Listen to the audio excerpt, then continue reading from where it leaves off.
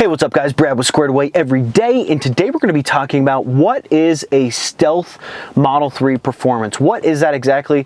I'm sure you've heard of what the car is generally speaking, but we're going to talk about the specific details of what a Stealth Model 3 Performance really is. Now, if you haven't had a chance yet, please go ahead and like the video if you end up digging it, sub to the channel, and let's just kind of hop into it.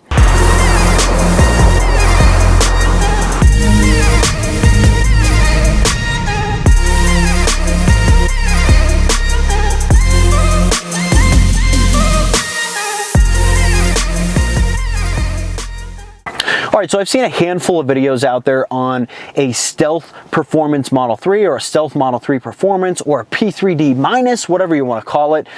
But me personally, I have an interesting situation in the sense that my Stealth Model 3 Performance was downgraded to a long-range version, and I had to fight Tesla to get it upgraded back to a performance model. So I have an interesting perspective on what the car actually is because I got a lot of data from Tesla themselves when I was fighting with them to go ahead and get the car put back into a performance spec, I guess you would say.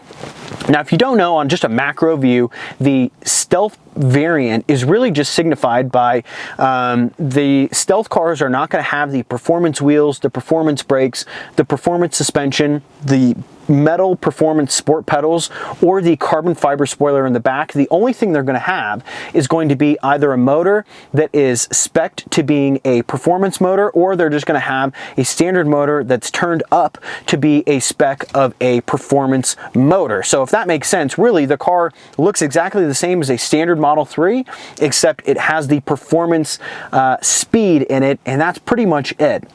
Now, these Stealth Performance Model 3s are interesting in the sense that there was less than 3,000 of these Stealth Performance Model 3s made, and I got that number from Tesla specifically when I was in my battle with them trying to get the car put back to its performance designation. Now, why did they do this in the first place? And really, it just kind of boiled down to kind of a similar thing we're seeing in 2021, in 2022, and 2020, which is just a parts shortage. And so what was going on is they couldn't source the carbon fiber spoilers or the pedals or whatever it was. It was hard for them to source the various components they would need for a true performance Tesla, but they make more money selling the performance Tesla. So they were like, hey, let's just go ahead and sell the performance, the Stealth Performance model.